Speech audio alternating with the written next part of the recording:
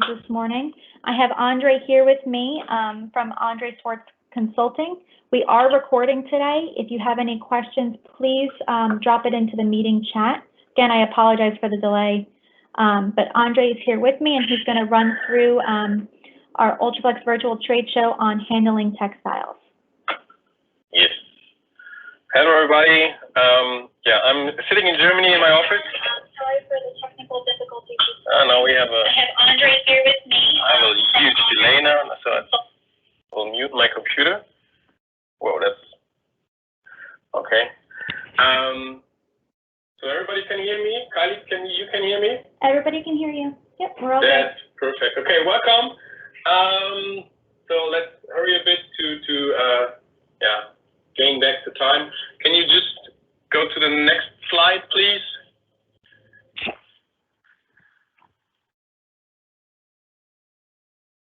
I still see the first slide. We should be on slide about Andre. Actually, we should be on the agenda, but we can skip the agenda. We'll see that later. Here we have the agenda. Okay. So that was the agenda. So that a short introduction. Who's Andre Schwartz? So I'm from Germany. I'm still living in Germany, so I'm now connected to you via phone from Germany. I'm in this industry for something like 13 years now. Worked in different roles. Again, a lot of experience at different companies. So I worked in a sales company. I worked at a media manufacturer. I worked at a consulting company.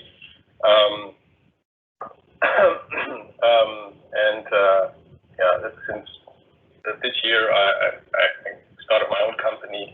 I'm working with Ultraflex for 3-4 years already. Had some nice projects, and so they invited me, and thanks for that, to talk a little bit about textiles and dye-sbulimation. Ultraflex has a huge textile portfolio, and I want to give you some background information about what is dye-sub and what you can do, what are the pros and cons about dye-sub printing and textile printing in general. Okay, let's start with the first point. That's why textile. Can you please go to the fifth slide?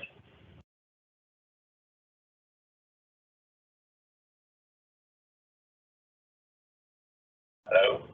Andre, can you see why textile in general? Are you good? No, I see introduction. Now I see why textile, but only the introduction, not the fifth. So now I see the fourth slide.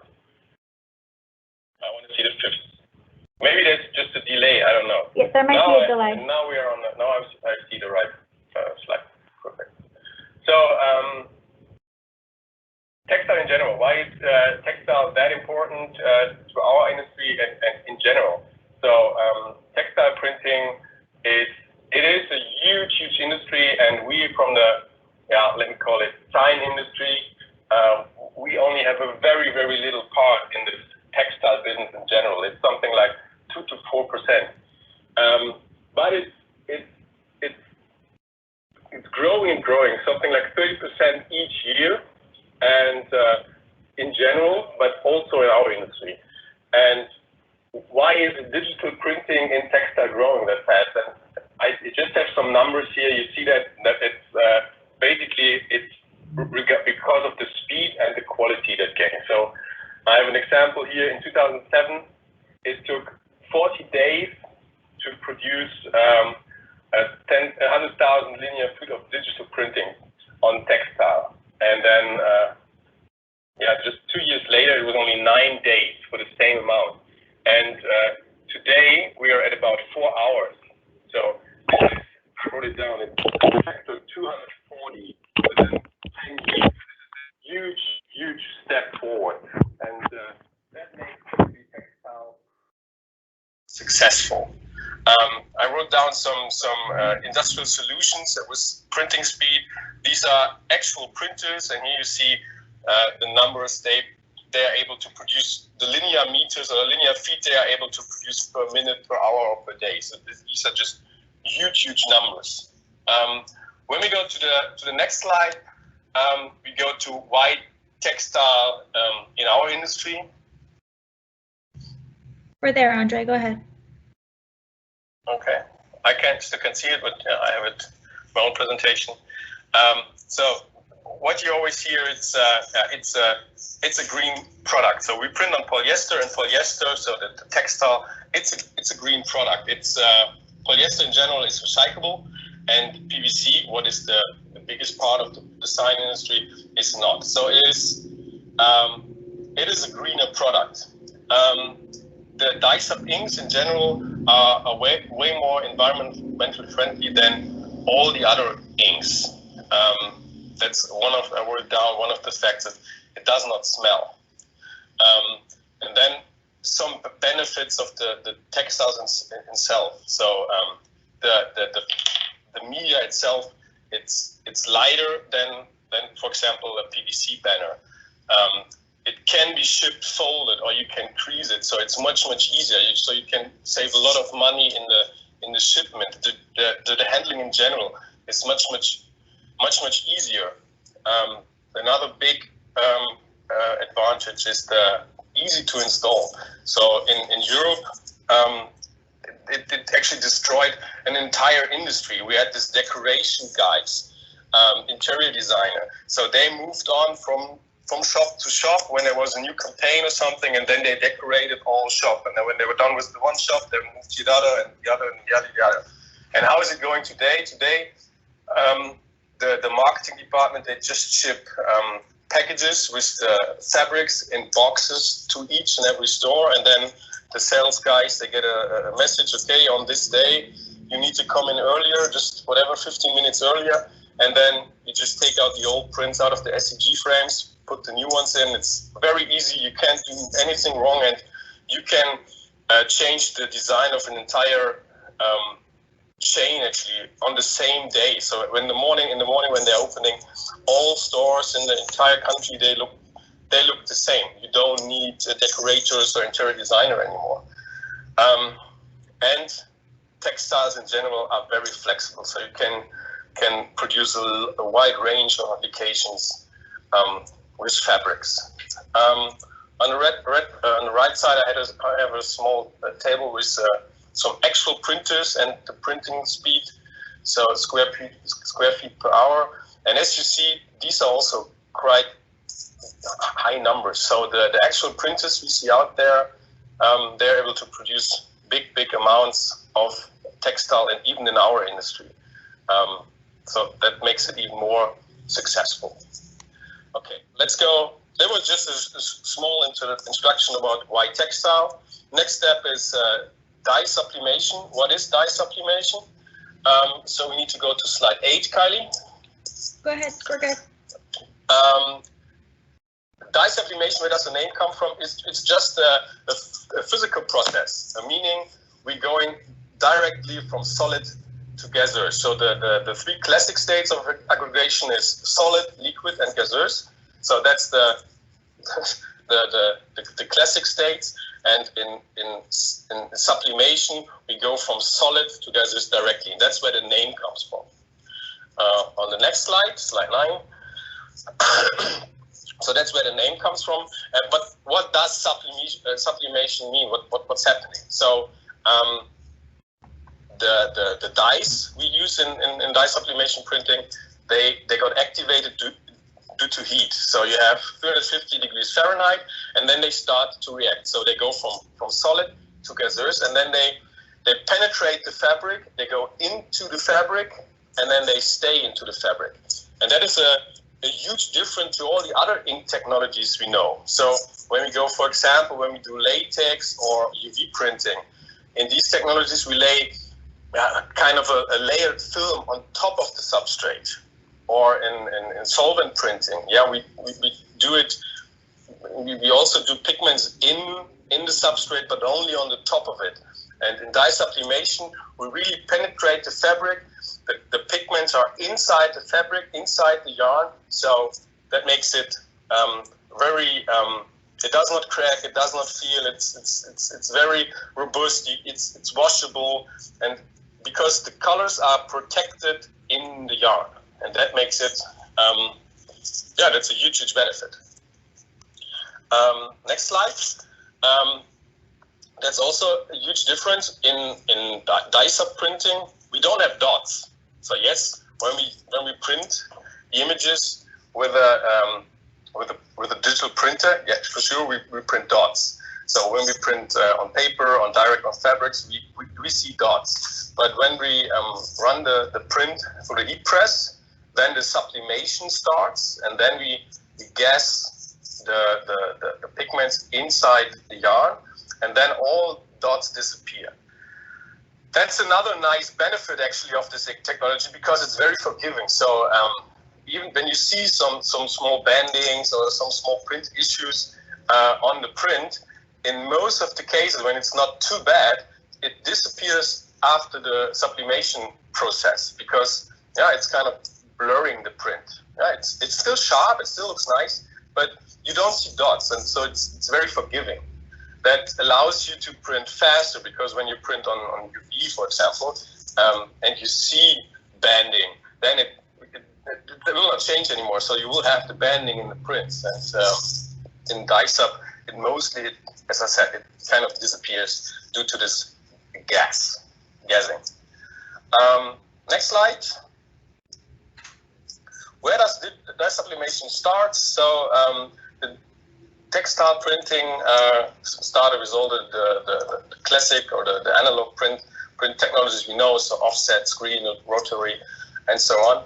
And the first dye sublimation digital printer was this Storm Amber. It's a rebuilt Mimaki printer. So that was one of the first digital dye sub printers in the 70s. And a new print technology actually enabled it to use a digital printer that was the piezo print head, because before that it was thermal inkjet or bubble jet print head. That was the common technique, and a thermal inkjet print head uses a high temperature to propel the ink out of the head. So you have a temperature within the head of something like 570 to 660 degrees Fahrenheit. So this is already higher than the sublimation temperature, so the temperature where the sublimation starts. So there was an issue, because that means that the sublimation already started within the print head. So that was not possible.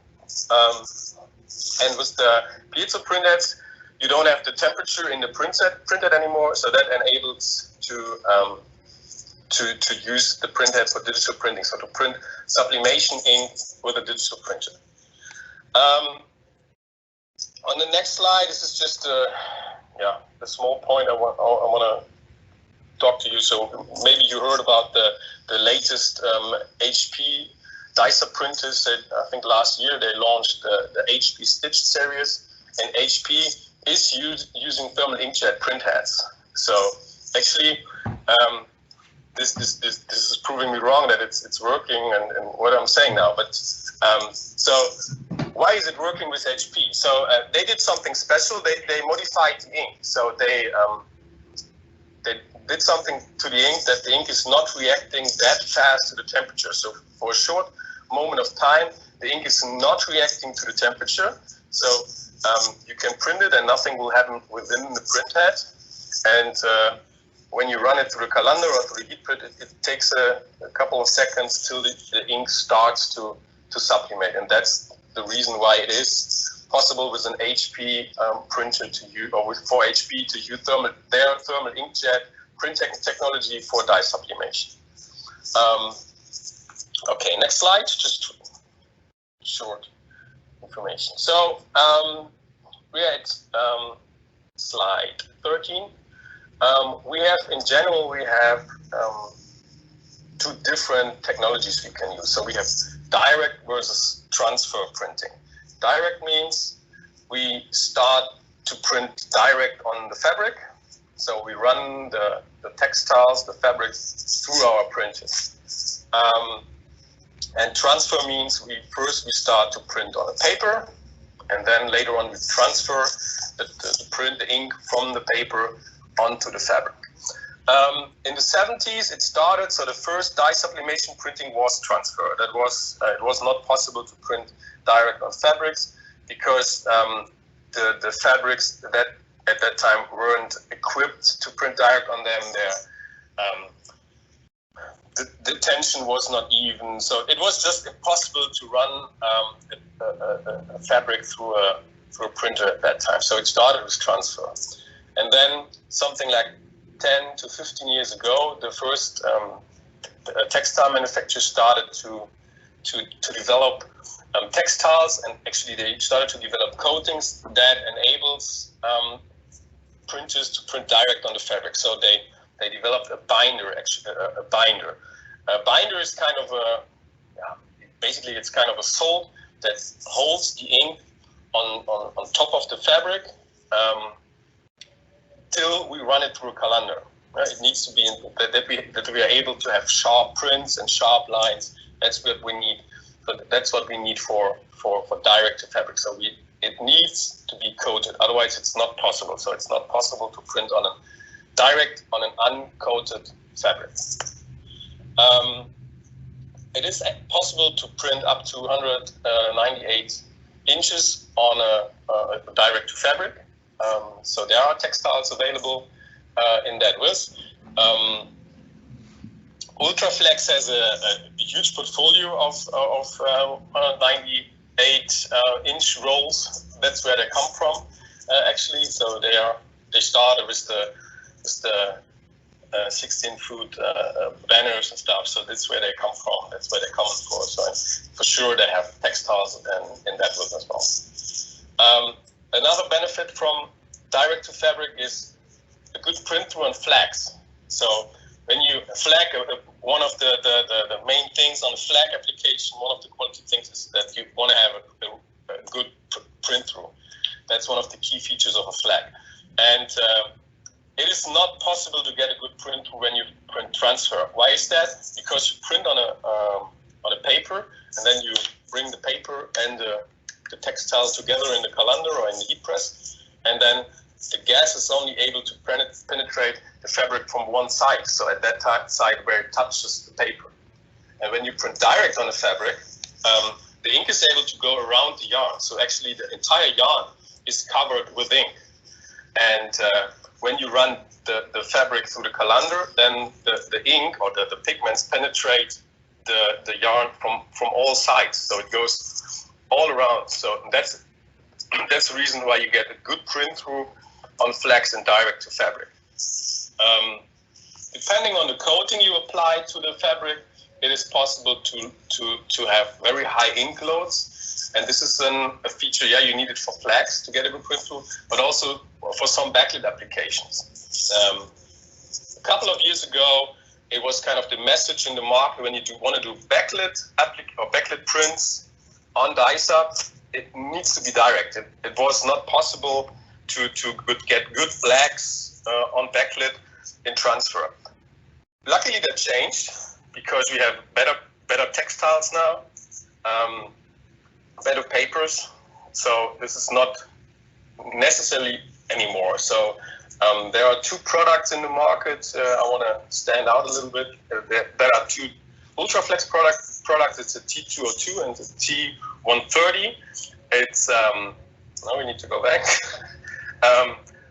It's two backlit materials, uncoated, so they're not coated, so it's only possible to print the transfer on the product, and you're able to get very good quality, very good blacks, and due to the missing coating, it's not cracking and creasing, so you don't see crack marks anymore. Because as I said before, the main ingredient of the binder, so the direct to fabric coating, is salt.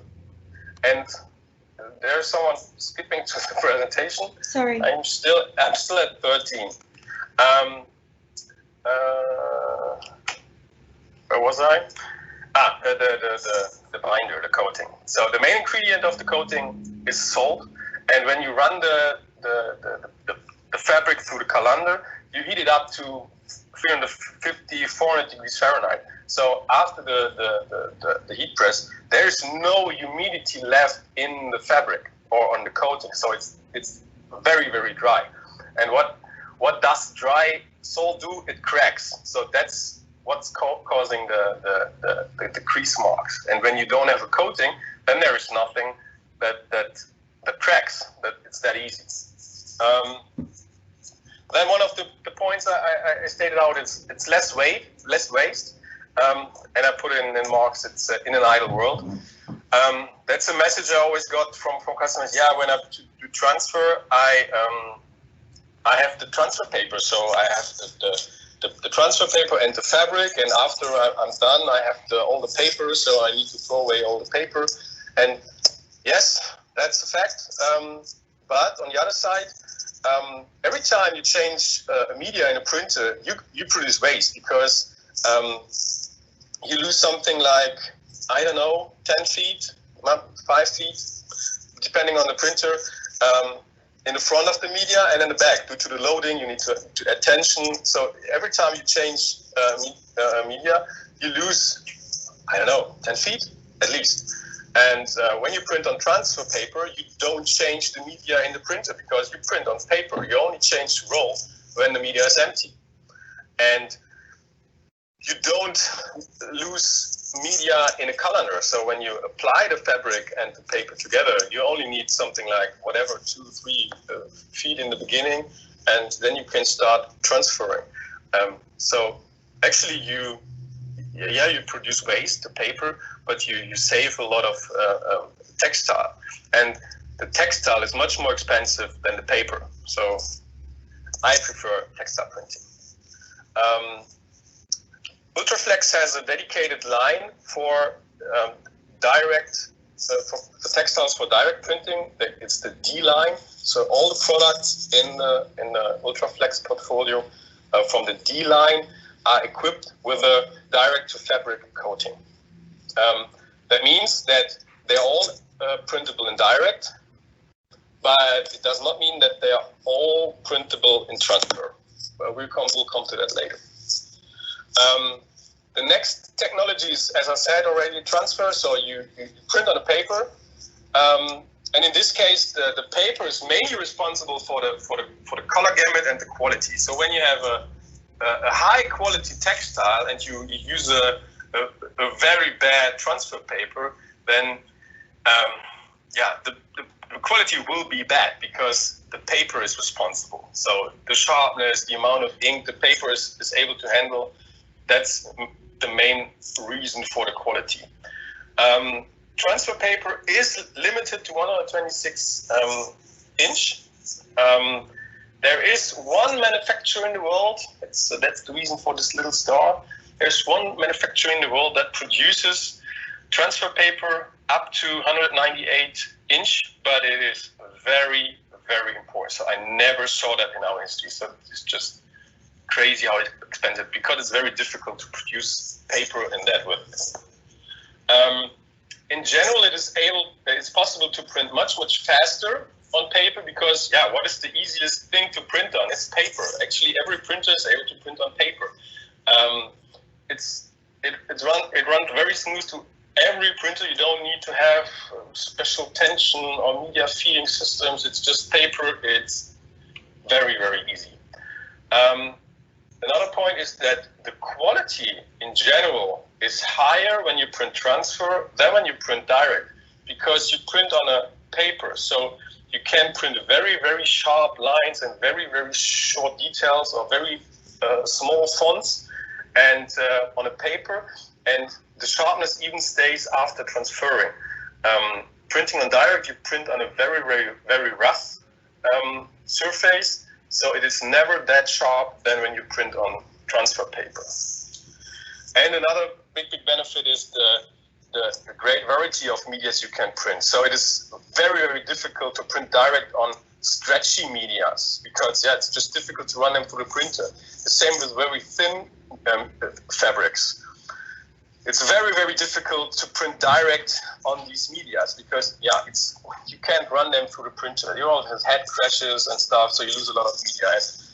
When you just print transfer, you print on the paper, and then you run it through the calendar, and the calendar works without tension and stuff. So it's very, very easy to print on difficult medias in transfer, because then it's no problem. Same as with the D line, Ultraflex has has a dedicated transfer product line. It's the T line. So all the medias in the T line are for transfer printing. That means they don't have a binder. So it is not possible to print direct on these medias, because the ink will just not hold. So you will get very, very unsharp results. So it's not possible to print direct on the T-line products. Okay, next slide. Just quick and dirty. It's just a small image showing what's happening in direct to fabric. So you have the sublimation ink and the media. So you print direct on the media. The ink penetrates the fabric, and then you run it through the calendar. That's the heating, and that fixes the dyes in the fabric. That's it. The next slide, page 15, is transfer. So you first print on a paper, on a transfer paper, and then in the heat press you bring the paper and the textile together, and the dyes transfer to the fabric or into the fabric, and then you release it, and then the print is on the textile. One thing it's important, you need to mirror the print, because into the transfer print you need to print mirrored, and then after transferring it is the right direction. Okay, print width. In transfer, as I said before, it is limited to 126 inch due to the availability of the transfer paper. So you don't get the transfer paper in a wider width. The huge amounts in transfer still they run in 59 inch, but the 126 inch market is growing a lot due to Durst, EFI, Reggiani, HP, MS, and Printer Evolution. So all these guys, we know, all the printer manufacturers, because it was kind of a trend. A couple of years ago, no one wanted to print. So as I said, the dye sublimation printing started with transfer, and then that's how it started. And then it was possible to print direct to fabric, and then everybody wanted to have a direct to fabric printer. And so all the products available from actually all printer manufacturers were direct to fabric printers. Everyone wanted to have it. And everybody who invested in such a device, they earned money, but they all had problems with, as I said before, running fabrics through a printer, depending on the fabric. When it was a flexible, a soft, thin, or stretchy media, it was very painful to have a stable production with direct to fabric. So a couple of years ago, all the latest printer released from these guys are transfer printers, or at least printers who were able to print direct and transfer. Because, as I said before, it's much easier to print on paper than on fabrics. So most of the production guys, they switched back from direct to fabric to transfer, and that's why this 126 inch market is growing a lot, for sure, in our industry. As I said before, in direct to fabric, it is possible to print in 198 inch, because it's not a problem, no problem to get textiles in that width. You don't need the paper, so that's not an issue. But it's a challenge. So printing on direct on fabric is a challenge, and the wider width doesn't make it easier. It's the other way around. So the wider the fabric, the more difficult it is. But it is possible. There are products out there.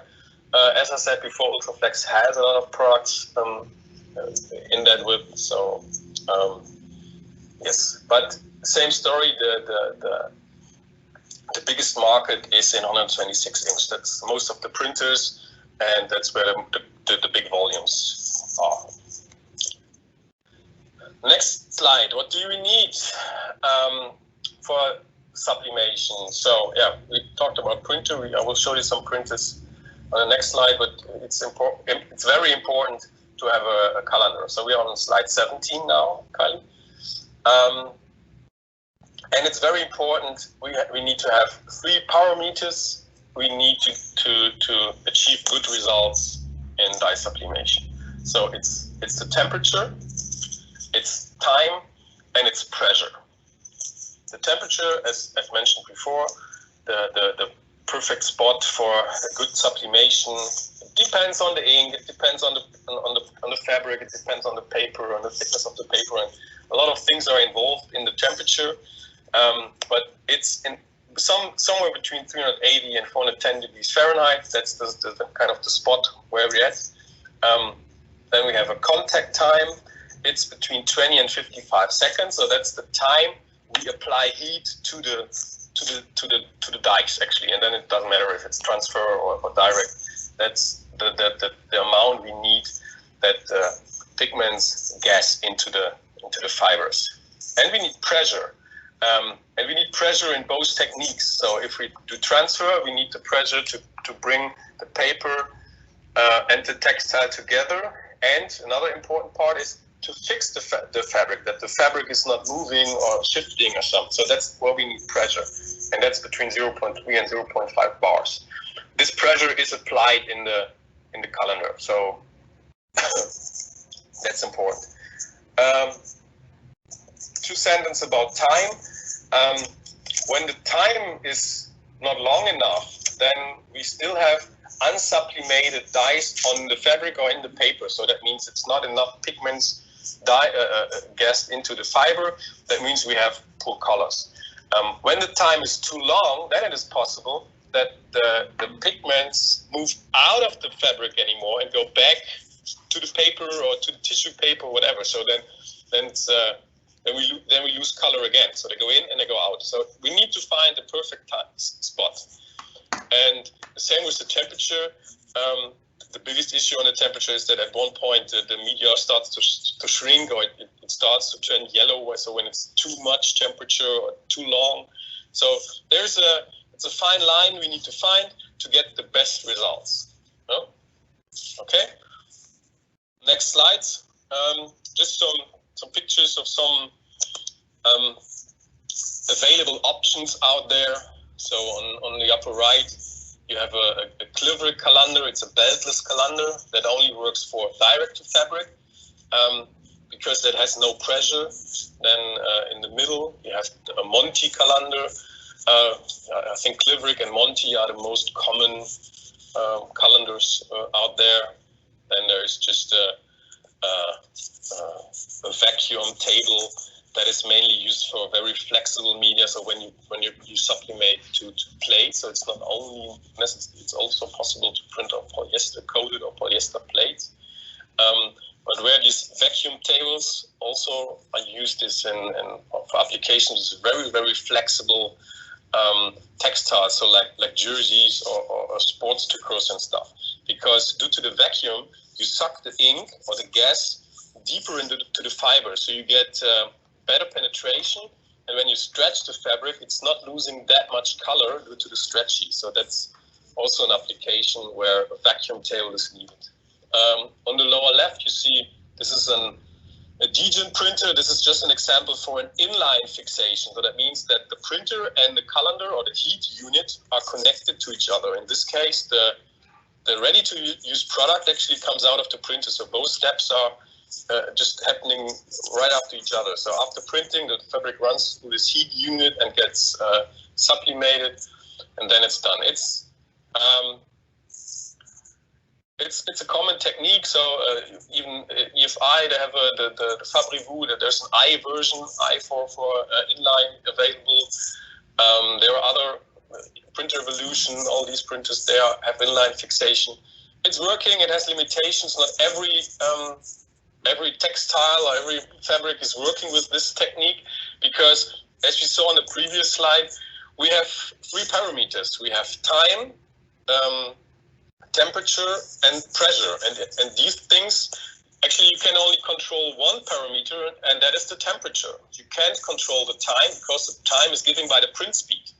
So you don't have, there are tools to change the path within the heater unit, but you're not that flexible then on a normal roll colander. So it's difficult to control the time, and you can't control the pressure because it's just infrared heat elements, and the textile is just passing it, so it's not touching it or something. So when the media starts to wrinkle or something due to the heat, the distance between the heat element and the fabric might change at some points of the fabric, and that will cause less color, so less sublimation. So you might have lighter spots and stuff. And in most of the cases, the temperature is not very stable over the entire width. That means you might have lighter results on the edges because the temperature in the middle of the device is higher than it's on the edges, and stuff like that. For some applications, for example, for flag, this is a perfect solution because it's fast and it's easy, and flag is perfect to run it direct to fabric. So for some application, it's perfect. When you only have small floor space and stuff, there's a market and for these printers, but yeah, it's more stable to do it in 2 steps of printing and then have an external colander to run it. That's my opinion. Next slide is just a small example what's happening in a colander. So you have that's slide 19. So you have a tissue paper. That's the gray lines you see, or the gray rolls. That is there to protect the belt. So you have a belt that's used to run the fabric and the paper, so the entire sandwich through the colander, and we need to protect it that no dyes go onto the belt. So we have the tissue paper. That's the gray.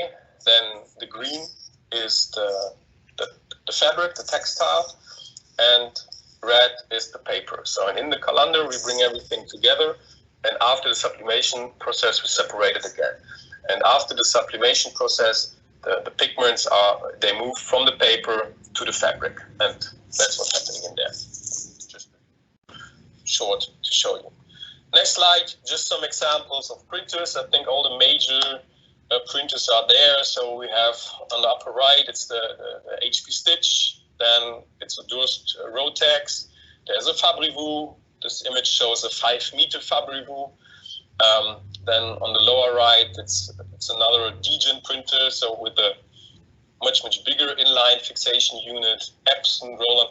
Actually, every printer manufacturer we know nowadays, they have something they have a dye-sub printer, a textile printer available in their portfolio. I don't know a single manufacturer that does not have a textile printer. I think the only one is Canon, but they are partnering with other brands to have something in their portfolio.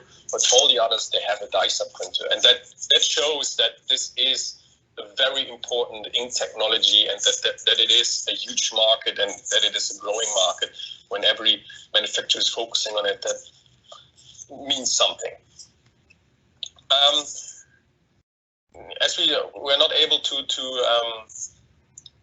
even when there are questions, just write them in the chat. And Kylie, just when it just fits, just let me know the question. I will answer. Otherwise, we will answer all the questions at the end of the presentation. No problem. So this was the first agenda point. It was the sublimation in general. The next one is sublimation papers. So we are at slide 22 now. Some of the most important characteristics for a paper is the drying. So how fast does the ink dry in the print process? Then how good is the sharpness? The transfer rate. Transfer rate means how fast do the pigments come out of the paper. Waving means is the paper stable? Are they due to temperature or humidity? Is the media wrinkling or something? The ink usage, that's also a huge difference. So and different between the papers, and the different papers, that some papers need more ink to get a good result on the fabric than others. So this is also a quality parameter. Print through, this is not the print through we know from a flag. This is the print through that on some papers it is it happens that the ink goes through the paper, and then we have a mirroring. So when we have it on a take-up unit, then we have kind of mirroring on the roll. So this is also an important point. Some papers, they have a kind of a barrier layer under the paper, so that protects the ink from going through the paper. Then for sure the performance in general in the heat press and the performance in general in the printer. So these are typical paper characteristics, and all these characteristics have a huge impact on your result. On the next slide, we have an example of the most common coatings. So the first dye-sub paper, the transfer papers, we use the swellable coating. So it's kind of a film on top of the paper that holds the ink in place. Nowadays, the most common coating actually is a microporous coating. The microporous coating has the big benefit that it is able to hold more ink and that it's drying faster. The main ingredient of the microporous coating is a calcium carbonate, and the calcium carbonate has the shape of a ball actually.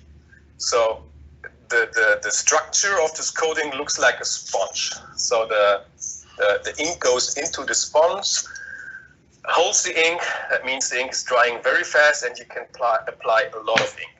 So these are the two main coatings. The swellable coating is still used for example, one manufacturer is using it a lot. It's Nike.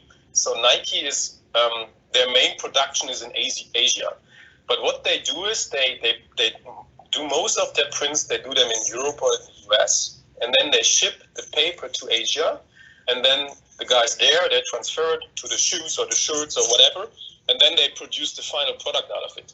Why do they do that? Because when they would just send the layout or the design, then they can't control how many prints they create. So they ask, okay, please produce 1,000 shoes, for example, and then they deliver 1,000 shoes, but they produce 10,000 shoes. So they're not able to control that. But when they only ship 1,000 prints, they only can produce 1,000 shoes. So there are still ways to copy, but they don't want to make it too easy for them. And on the swellable coating, as the ink is in the coating, it's better protected. So when you want to ship something, so you want to ship the transfer print, the paper, then the ink is better protected on this kind of coating.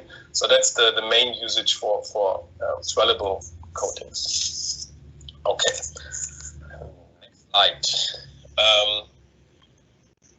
Paper drying. Depends on the paper and the ink load, sure.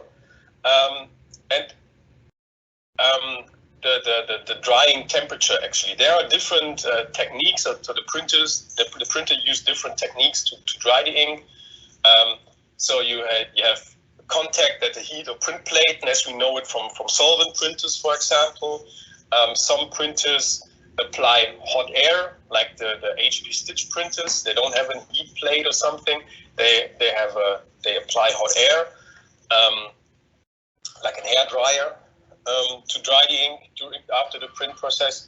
And a factor we have to control is the time. And that has a direct impact on the print speed. So when the ink needs a lot of time to dry, then we're not able to print fast, because the ink needs to be dry before it arrives at the take-up unit. Otherwise, we get stamps, and we will just destroy the print.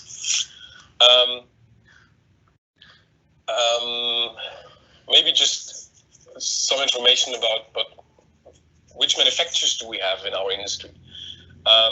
So I think the most common, I would say 4 main manufacturers. There are way more, but I would call Koldenhoven, or now it's Nina Koldenhoven. So Koldenhoven is a Dutch, or was a Dutch, no, it still is a Dutch paper manufacturer, and they just got, I think a year or 2 ago, they got bought by Nina. That's an American company.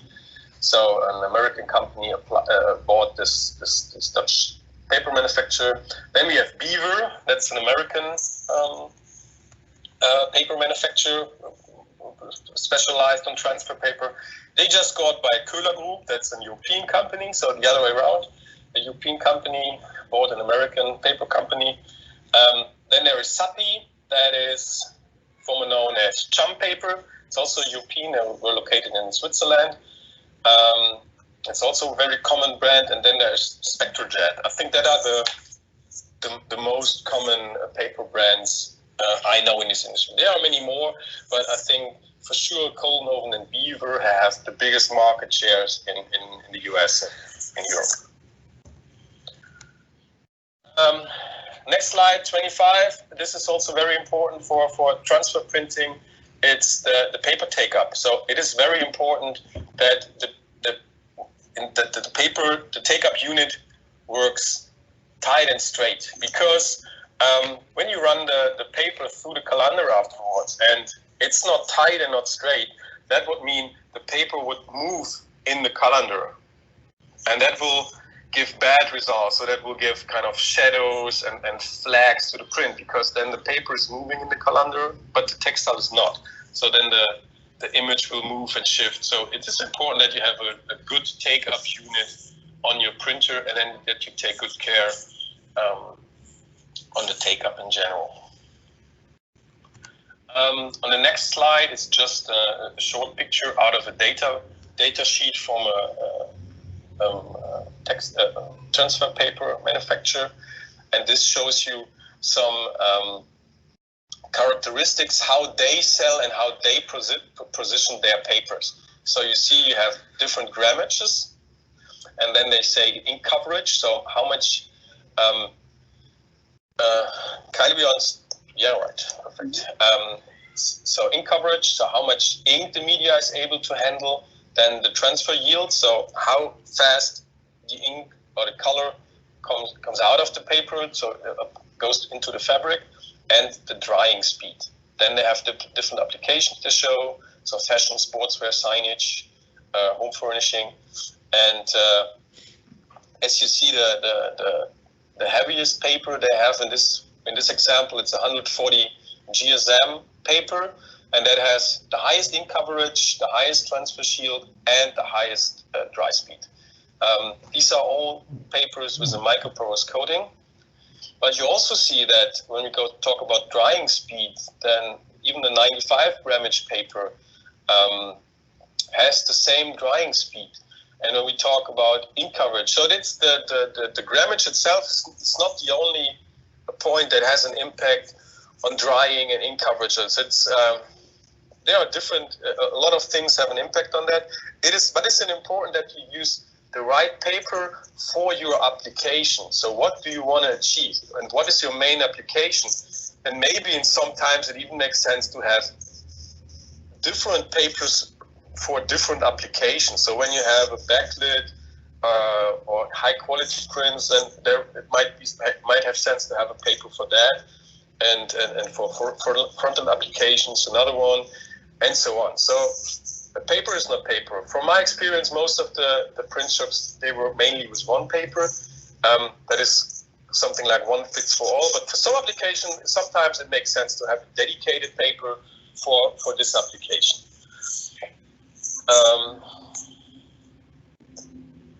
Yes, that's on this slide.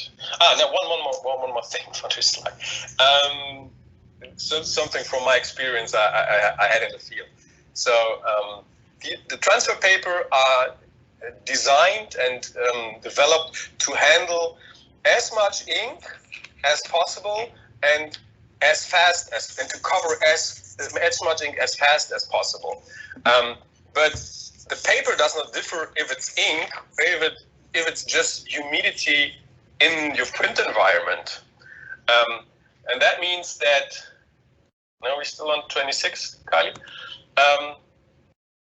And that means that it is important to have a stable environment in your printing room, so that you have a constant humidity and a constant temperature, because that has an impact on the paper. it also has an impact on all the other materials, but for sure on the paper, because when you have a very high humidity in your print room, then it's kind of that it's taking the humidity out of the environment, and so the paper is already, yeah, it sounds a little stupid, but it's already kind of half full. So there is already humidity in the paper, and that means it's not able to handle the ink, that much ink anymore, because there is already humidity in the paper. And it's the other way around. When you have a very dry, then the ink goes maybe too deep into the fabric because into the paper, because it's too dry. So it is important that you have a stable humidity, and it's recommended something about 40%. That's to have a stable humidity at about 40%. That's a perfect thing. And same story I had. So experience I had that people say, okay, we are not able to have we don't want to invest to get a stable humidity or stable conditions in our print environment. So we just go for the thickest paper available, because then it's stable and we don't need to take care about the humidity anymore. And actually, for sure, when we saw on this data sheet thing, the other way, it's the other way around, because the thicker the paper, it's able to take more ink, it's faster drying and stuff. So it will take more ink, it will take more humidity out of the room. So it will be more sensitive for humidity changes than a thinner paper that is not taking that much ink or is not able to handle that much ink. So yeah, it's an important factor. And I saw problems in the field where people just used the wrong paper or had very bad conditions or changing conditions. So this is an important fact to take care of. It has an impact on all print technologies, but dye-sub there needs to be special take care of. Next step, dye-sublimation fabrics or textiles. The basics important for us. Now we're at slide 28, Kylie. Mm-hmm. So for the dye sublimation process only works with polyester. So we need to have at least 60% polyester to have a good sublimation quality. As the sublimation process only works with polyester, that means when we have a mixed fabric out of 60% polyester and, for example, 40% cotton, then the sublimation process will only happen to the polyester. So the cotton will stay white or uncolored or whatever. So that means it will be a quite flat result. So only when you have 100% polyester, the entire fabric gets penetrated by the pigments. So that's important. All the Ultraflex dye-sub products are 100% polyester. So they for the D line and T line, they don't have mixed fabrics or something. So it's all 100% polyester. It is possible to get, as mentioned before, fabrics up to 198 inches width. There are two base fabrics out there. It's knitted and it's woven fabrics. And we have different coatings we apply to the fabrics. So it's, as I said before, it's the binder, so the direct to fabric coating. Then there are things like flame retardant coatings or other things we need for a dedicated application. Then we have dedicated coatings to achieve a block out, a light diffusion coating for backlit applications. There are special coatings for UV printers. There are special coatings for HB latex ink, for solvent ink, and there are even some textiles out there that have a coating that you can print with a water-based printer on that. So that's how you can equip a fabric. The first base fabric I want to mention is it's the woven fabric. On slide 29, you see a picture and a small animation of how a woven fabric looks like. So it's the the most easiest way to produce a fabric. And on the next slide, some information about it. So an woven fabric is fraying. When you see, look on the previous slide, it's just very easy to just take the entire yarn from the right side out there. It's just, you can just take it away, and actually you can destroy the entire structure by just taking them out because they are not connected or something. They're just, it's very easy to just take them out. A woven fabric in general has no stretch. Again, when you have a look at the picture, it's just a straight yarn. So when the yarn is not flexible, there can't be stretch. Where should the stretch come from? So a woven fabric does not stretch. When you have a stretchy yarn, so a spandex yarn, so then it's possible to have stretch to a woven fabric, but then it's not the fabric structure that is responsible for the stretch, then it's the yarn. A woven fabric does not curl. So when you put tension on a woven fabric, it will stay straight. It will not curl. That is important to know for the application you want to use. So, for example, when you use the fabric as an hanger or something, then you want to have it flat, that it's not curling, and then you need to have a look for a woven fabric. Now, when it doesn't matter because you put it in a frame or something and it's fixed on the sides, or you have a zipper wall or whatever, then it doesn't matter. Then it does not need to be woven.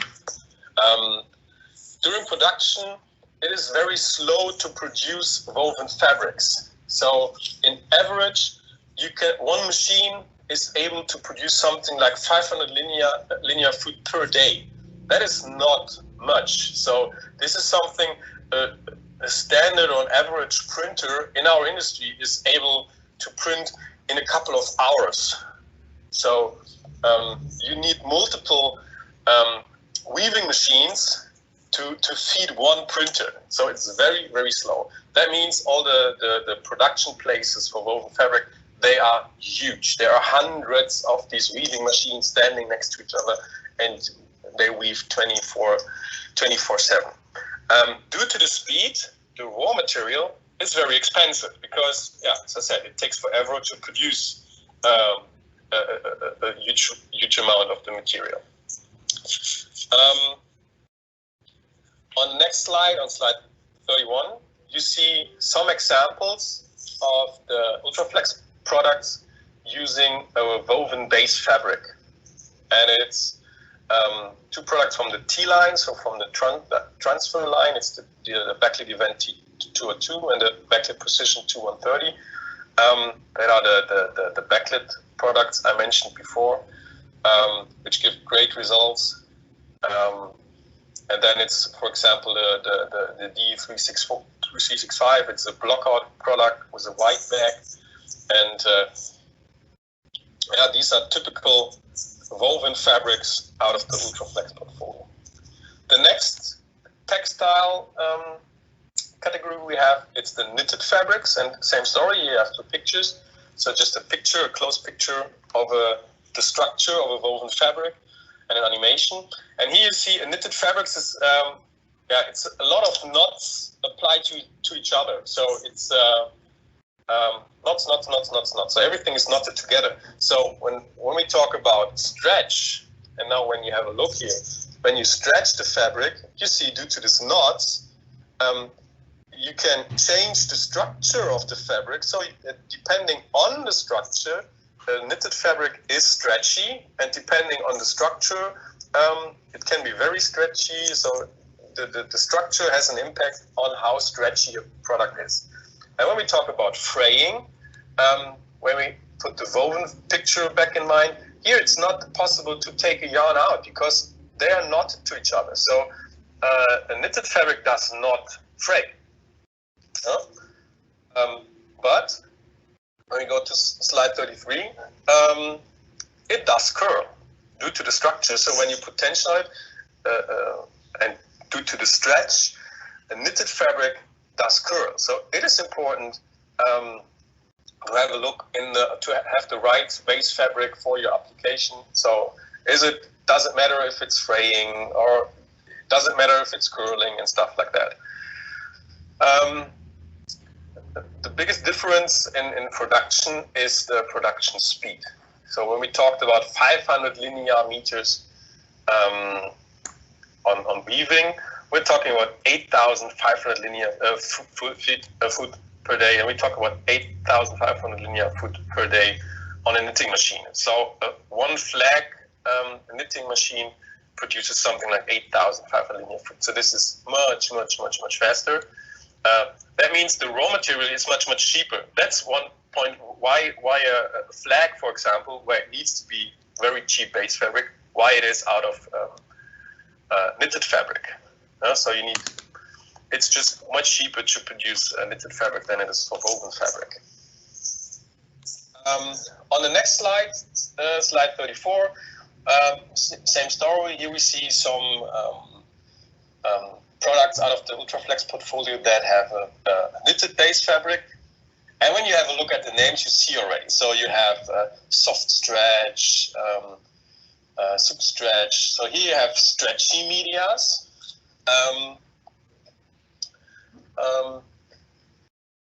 And the portfolio in general it's much bigger.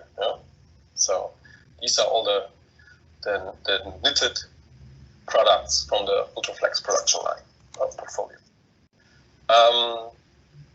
Okay, now we're at next chapter. It's the media handling. There are some specialties on the media handling of fabrics. We're at slide 36 now, Kylie. So the first point I want to stand out, is the shrinkage. As I said before, when you run a fabric through the colander, you apply a high temperature for a special amount of time. That means that the polyester will shrink. That is just normal. During production, in the production place, the medias, they get pre-shrunk, but still there is still a shrinkage of 1 to 2%. That's quite common. This is you can't. It's just normal. There's nothing you can do about it. For a quality product, it is important that it has the same shrinkage due to the entire batch. So when you have very cheap materials, and I saw that, then the shrinkage changes due to in an entire roll, and then it's actually impossible to get good results out of these fabrics. So all the Ultraflex medias, they are pre-shrunk, and they have a very stable shrinkage. So the amount stays the same, and even from batch to batch, it might differ, but very little. So that's nothing you need to worry about. So once you know the shrinkage of the fabric, then you can just go with it. On the right side, you see a shrinkage test file. If you're interested in this text file, just shoot a message to your Ultraflex sales representative, and then we will provide you the image. It's just as you see, it's just a circle, and this is a very helpful tool to find the shrinkage of your media. So the first thing you do is you print it, and it doesn't matter if you print direct on the fabric or on the paper. And then it's important, as you see, measure before heat, because even the printer might have an impact on the size or the shape. So for example, when the feed adjusts, it's not perfect on the printer, it might happen that the print is a little shorter, but you don't see it. So you need to measure it in all directions. So find out the size after printing, and then run it through the colander, measure it again, and then you will have, in most of the cases, you will have a different size. And then it's mentioned here after 24 hours. It's not very common, but on some materials, in some applications, and on some machines, I had that in the past, the size changed after 24 hours. So what's happening there is that the media kind of relaxed. So it shrunk, and then after 24 hours, it's a little bigger again. And I had that at a customer. What was happening there? It was a production, very short lead time. So they run it through the printer, run it through the calendar. Then they had kind of a master SEG frame. They fit all the prints to this master SEG frame. Just a couple of minutes after it came out of the calendar, it fits perfect. Then they put it into boxes, shipped it to the customer. And the next day, the customer wanted to apply it to his SEG frames, and then they got a call, and it's not fitting, it's too big. I said, it's impossible. We have the same size of our frame here. It fit perfect. And that was the case, that the media relaxed after 24 hours, and then it was just too big for this frame. So, and another thing is when you have the shrinkage factor or the value of the shrinkage, every RIP software is able to compensate for it. So you can just, there's a compensation factor, you can just apply to your RIP software, and then the RIP will change the size of your file, that it will have the right size after the calendar. So it will print it a little bigger than necessary, that it will compensate for the shrinkage afterwards, and that you have at the end the same size you want to have. Shrinkage. Next slide is the ink migration. That's another thing. Maybe you heard about that, or maybe you even had the same issue. When you ship, for example, you ship your prints to customer, then you put it into a foil and in a box, and depending on the temperature outside, so in summer, for example, it is in the shipment truck, and it gets heated up to whatever 40-50 degrees. Then it might happen that the ink migrates. So the folded textiles, they're laying on top of each other, and then the ink is moving on the folded, also on the other side of the fabric. Or when you store a fabric, so you have an exhibition or whatever, and then after the exhibition you just want to store it for the next exhibition in a couple of weeks, months, whatever, and you put it in a foil in the bag and you store it somewhere.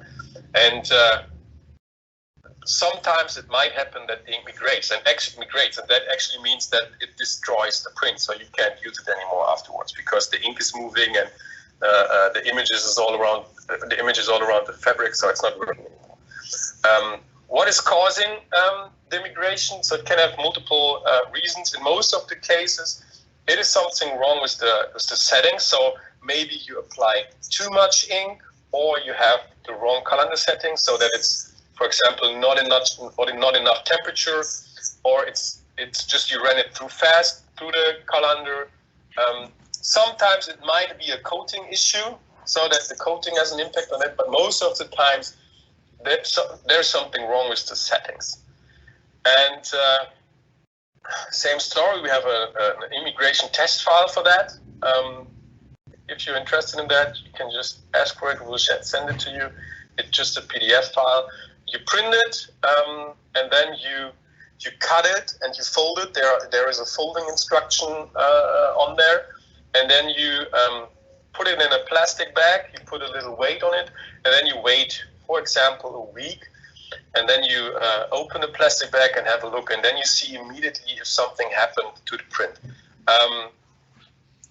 Sometimes it even makes sense, depending on your application, to whatever, leave it in there for another couple of weeks to be 100% sure, because when you have a big project, this might be an expensive issue you run in. So this sometimes ink migration happens on die-sub printing. Next slide, stretch. Depending on as we had that before, depending on the base fabric, so the knitting or when you have a flexible yarn like a spandex yarn, the medias have a stretch from up to 10%, and sometimes it's even more than 100%. So there are some very, very flexible textiles out there.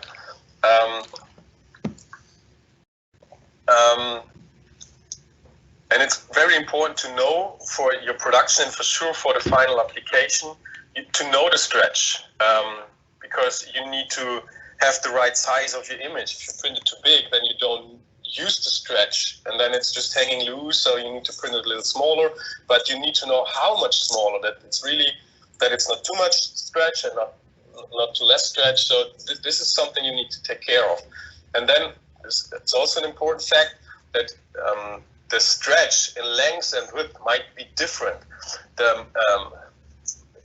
Mostly you have a different stretch in width than in length.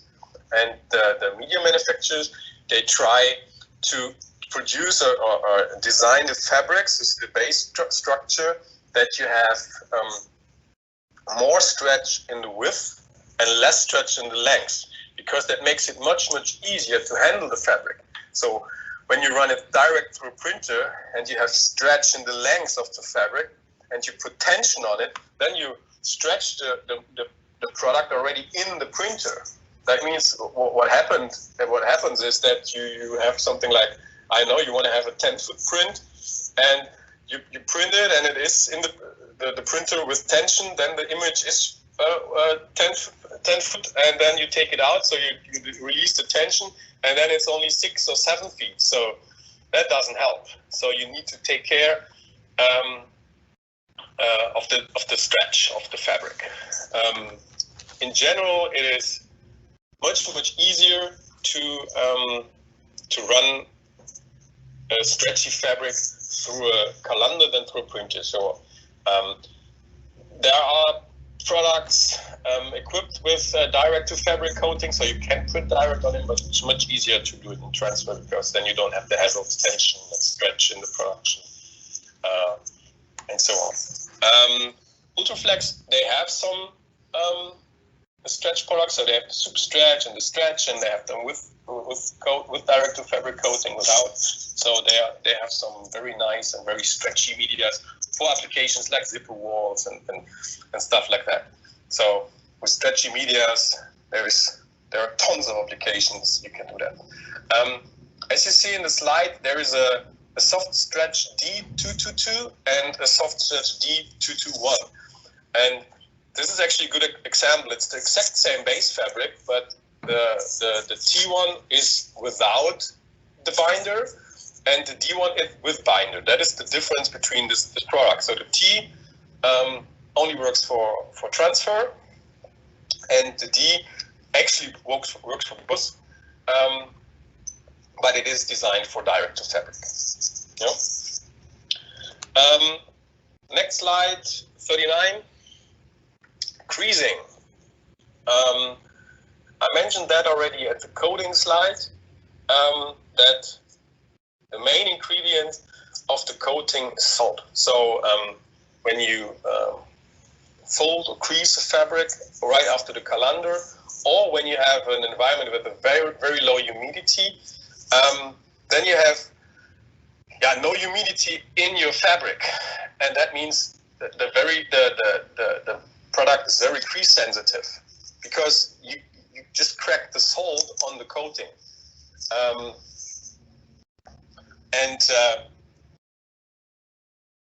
that's happening. And when you see it, then you see the crack marks and the crack lines, spider web and whatever. You see it in the fabric, and what you see actually is the cracked salt.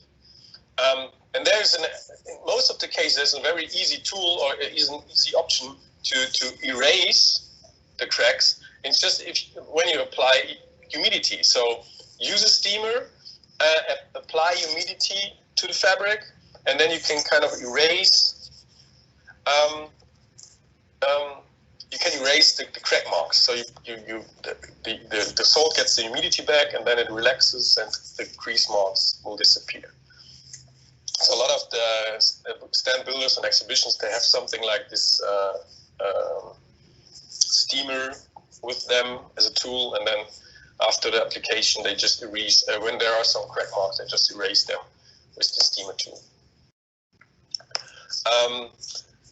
It is important to know that not all fabrics are able to fold. So when you have a special coating on the fabric, or depending on the coating you have on the fabric, the coating might crack, and then it's not the salt, it's the coating itself, and then you might be careful. So it's not all products are able to ship folded. Most of the uncoated, so the T-line products, and it's It's very easy. So the T202 or the T130, so the backlit products, as they don't have a coating, you without any issue, you can just fold them. There's nothing that is actually able to crack.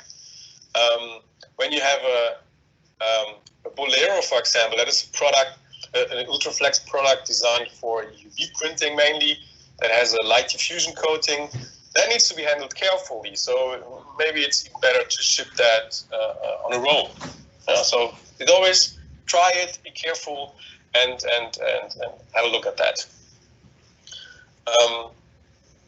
Next slide, washing. This is an important fact, and I get a lot of questions regarding washing because, yeah, it's a textile, and yeah, we are used to wash textiles. We all have a washing machine at home, and we wash our textiles we have at home. And in general, it is possible to wash every fabric. So in general, it's also possible to wash the fabrics we use for digital printing. But some important points.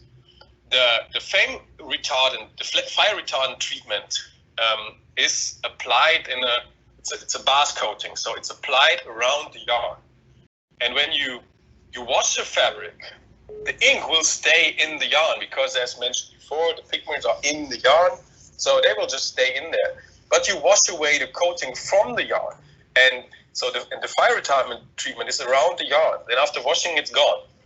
So your fire retardant will just disappear. So it's not fire retardant anymore. There are products out there where the yarn itself is fire retardant. So there's Trevira's, yes, that is a special yarn that is fire retardant, that is able to wash. It's possible to wash that, but all the products that have a fire retardant treatment applied to the coating, it's not recommended to wash them when you need the fire retardant treatment for the application. Some coatings, some products with the coating are not able to washable. So black block-out applications have backlit applications. It's sometimes it's a very thick PU coating, and you just destroy the coating in the washing machine. So it's not recommended to wash these products. Try it, but it might be different. They are not designed to wash them. And the most important thing is that the products are not dimension stable in the washing machine. So actually everybody is accepting that the media is shrinking in the washing machine as we know it from our clothes. But actually the other way it's the other way around. So you gain size. So when you have something where it's important that the size is, for example, for an SEG frame, that when the size is important, and it's getting bigger, then it will not fit to the frame anymore. So be careful with washing. There's one application where it's actually recommended to wash it, and that's flags for outdoor. Why is that? Flags are printed, as mentioned before, direct to fabric. And after the heat press, there are still loose pigments around the yarn because you apply a lot of ink and there are still loose pigments on the yarn. That's not a problem. But when you use the flag outdoor and the design of the flag, for example, you have a big black area on top and then a white area underneath. When it starts to rain, then it might happen that these loose pigments, they get washed out and then they run through this white area. It's not bad. They will disappear when it's enough rain. They will just disappear. But when it's only a couple of drops, then the risk is quite high that you get a claim from your customer as, hey, there's something wrong with your flag. And you can say, yeah, just take it off and wash it, then it will disappear, or just wait for another more rain, then it will wash away automatically. So a lot of these big flag stores, they offer their flags in two qualities, just printed, and then you can order a washing, so then they just wash it before they ship it, and then there are no loose pigments on the fabric anymore. And this grain thing, hello? Yep. Do you see that? Yes. Okay.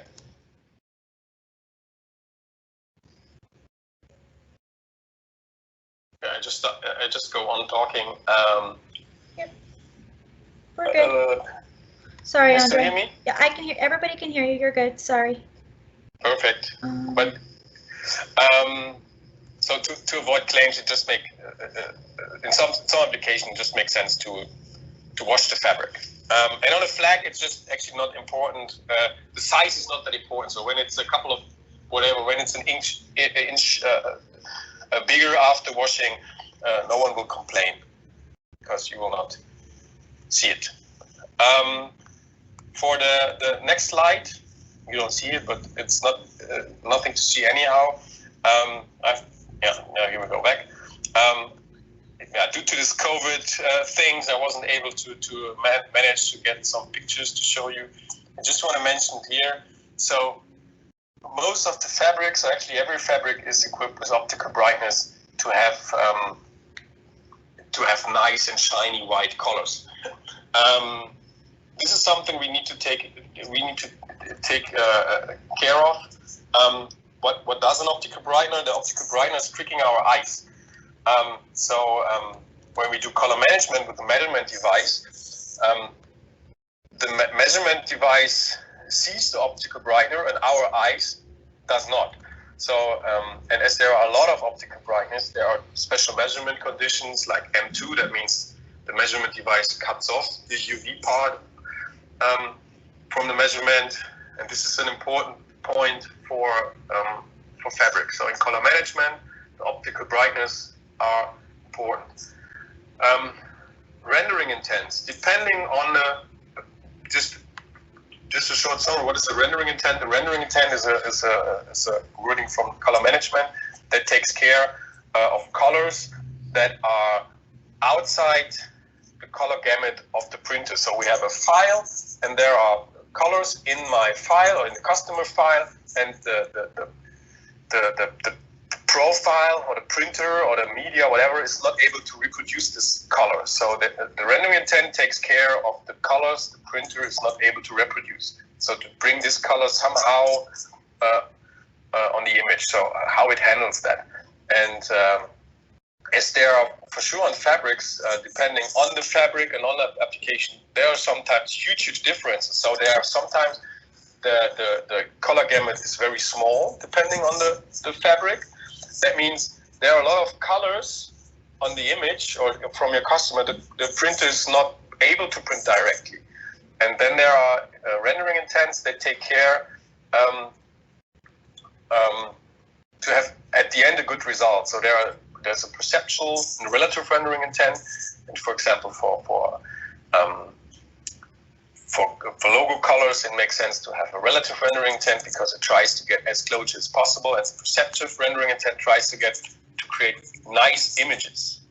And sometimes it's even the other way around, that for example, on backlit applications, the color space itself, it's much bigger than the colors your customer is asking for. For example, on a good backlit product, so on the T202 or T130 from Ultraflex, you have a very dark black, and it's in most of the cases it's darker than the black you have in the file. And to be able to use the darkest black possible, you need to have the right rendering intent. So it's called black point compensation. That's the option.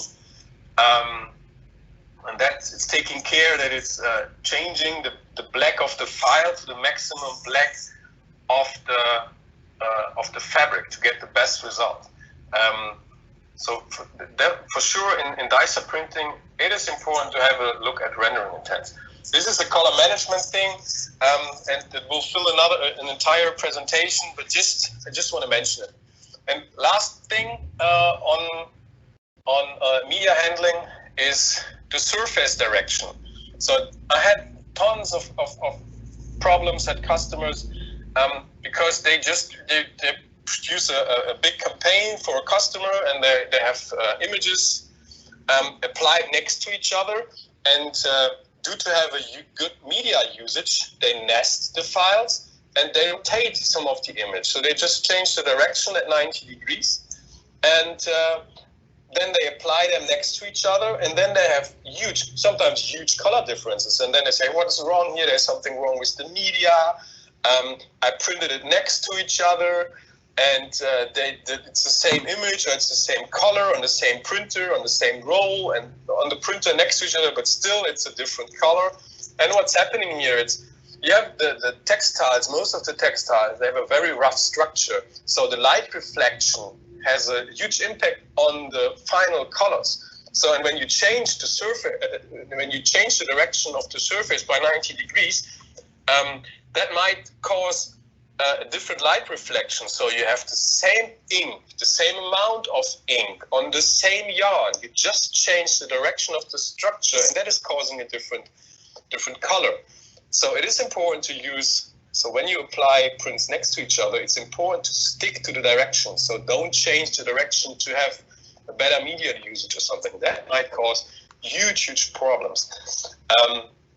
A different surface is always causing this issue, but as all the other common medias we know, so papers or vinyls or banners, where the structure is much smoother than on a fabric, we don't see it that much. If you have a very close look, you would see that. But on a fabric, it's really, most of it's just jumping right in your face. So an important fact, take care of the media direction or the surface direction during printing. Do not change the direction to save media when you apply prints next to each other. That was media handling. I have two more ink technologies I just want to mention, just quick. The entire time we talked about dye-sublimation, but actually it's fabric printing. And there are some other ink technologies which are used for printing on fabrics. It's, for example, the HP latex technology. I just want to mention it. So the HP latex ink is developed for PVC substrates. That's the main focus, and that's where this ink is made for. How does the latex ink work? You have an image on the right side. So the ink contains pigments, contains a lot of water, so something like 70% of the ink is water, and the ink contains a resin. And then when you apply the ink to the substrate, then you will know that. Then you have a heating element in the latex printer, so you apply a lot of heat. And what you do there is, it's not a sublimation process. No, you create kind of a film. So you create a film with the pigments on top of the media, and that's happening. And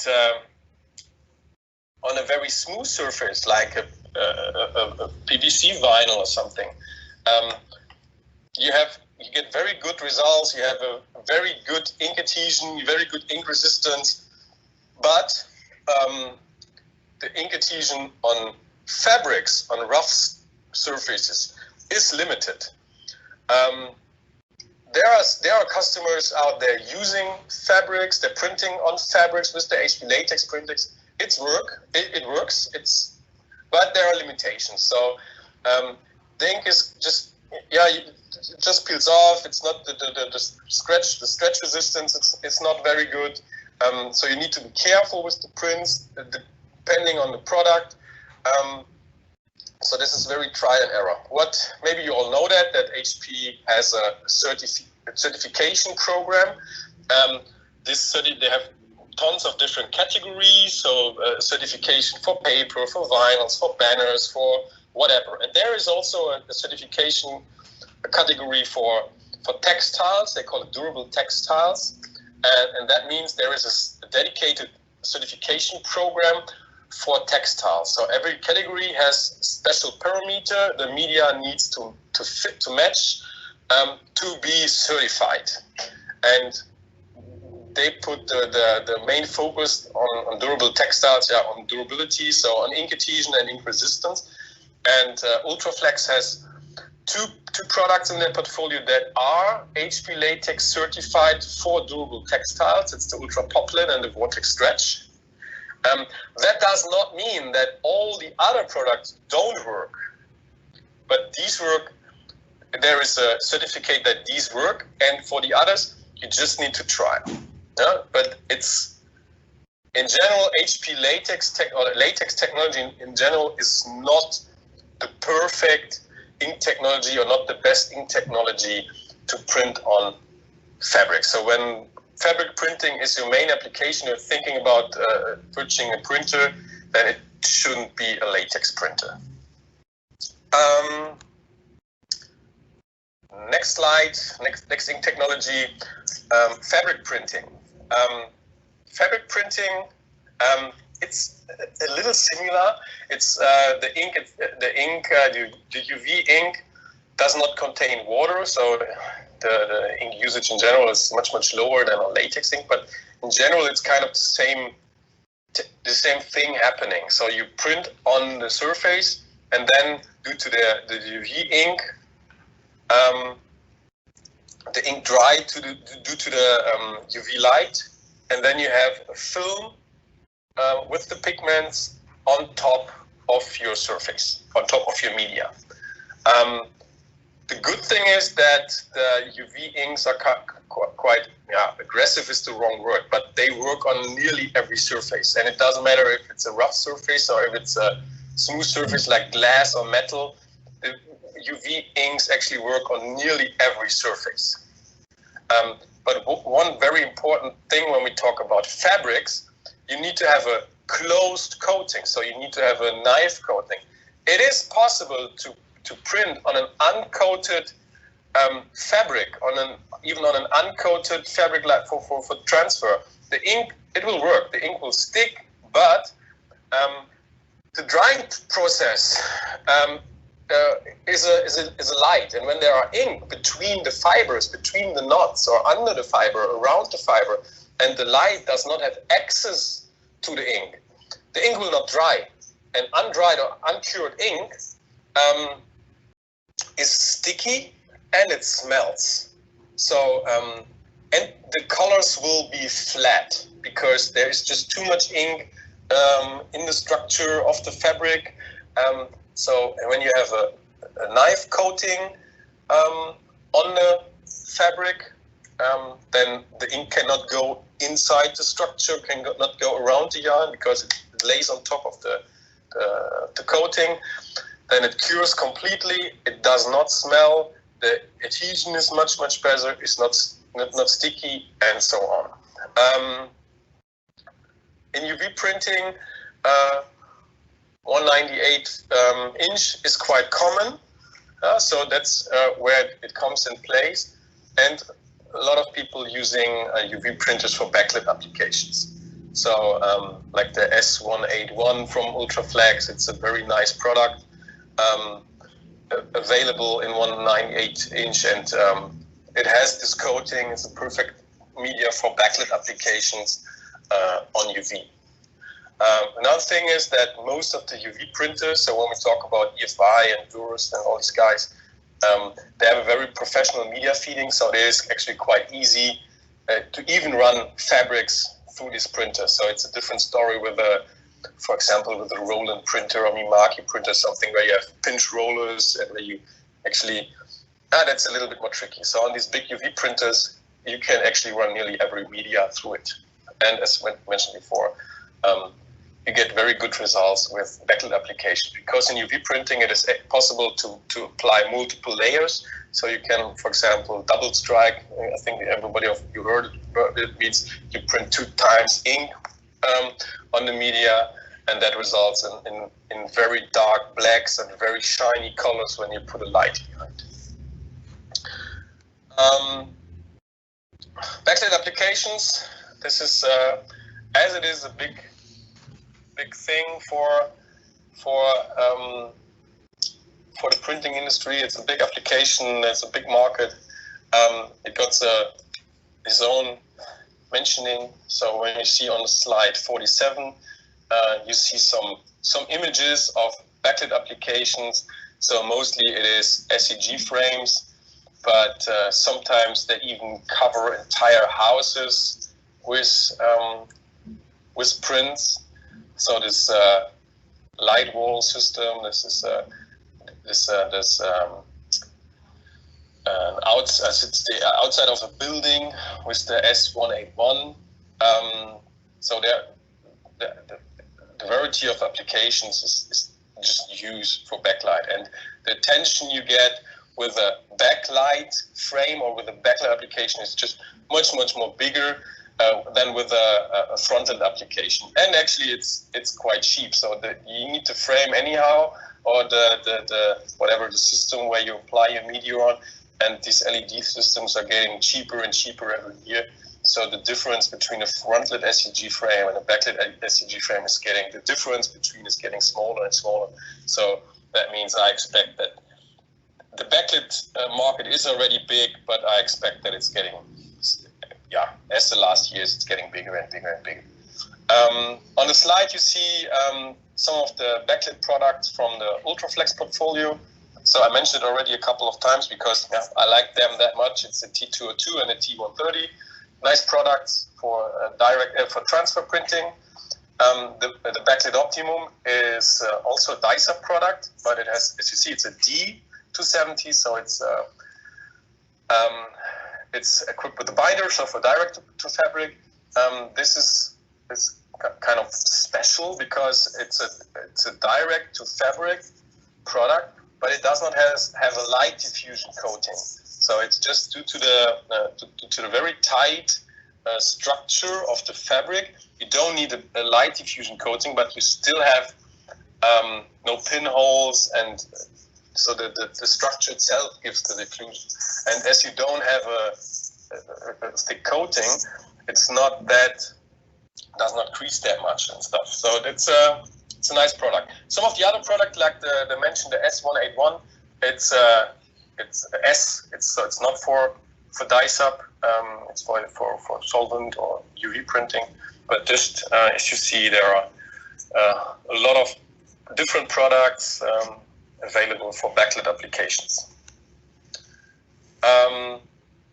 Next slide, challenges. So one of the challenges is, you want to have a very high ink load, because when you put a light behind the print, you want to achieve very dark blacks and very strong and shiny colors.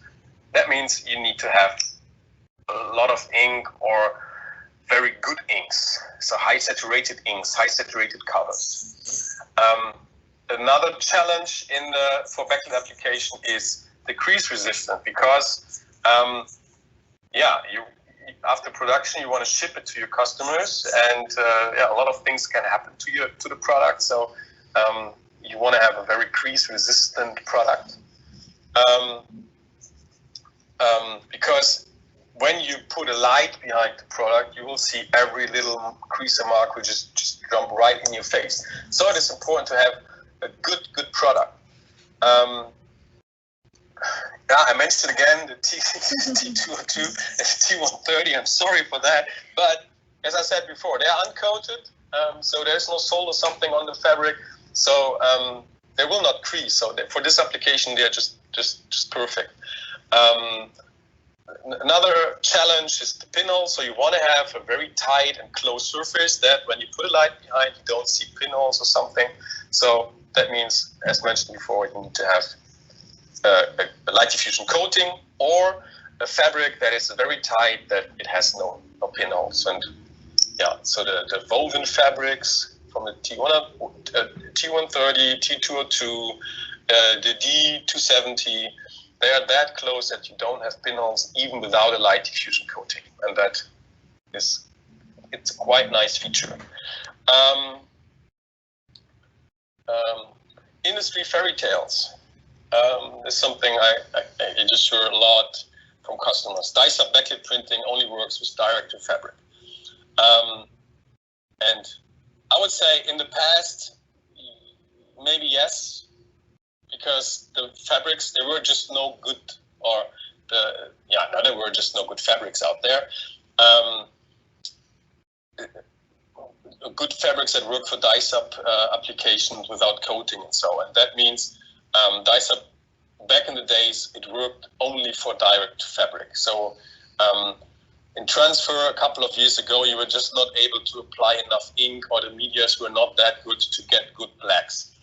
But that changed. So you have better papers, you have better fabrics, and in my opinion, also from my experience, the best backlit product I ever saw was the T202, and that is a transfer printed backlit product.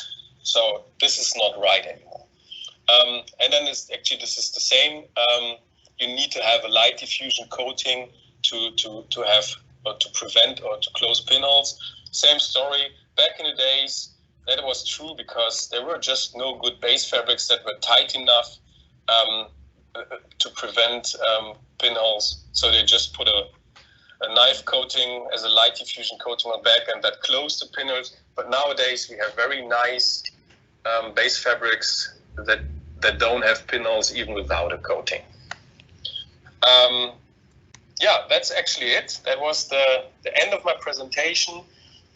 Just one thing I want to mention is if you're interested in some of to get samples from some of the Ultraflex products, maybe the T202 or T430 I mentioned 1 or 2 times during this presentation. You can go on the Ultraflex webpage and then request a sample, or you can just reach out to one of your Ultraflex representatives, and they will help you with the with getting some samples. Andre, thank you so much for your time today. I really appreciate it, especially with some technical difficulties. I hope everyone who was able to join today really found Andre's knowledge very helpful. I know that I always do, and look out for more with us and Andre, as he mentioned, with some more color management and color science into the early winter, so later this year. So if anybody has any questions for myself or Andre, please reach out directly to myself or any of our sales reps, and we'll be happy to help you with any of your fabric needs and answering any questions about your media handling or any type of issues with paper or dye-sub printing that you may have. So we really appreciate your time today. Thanks so much. Thank you very much. Bye.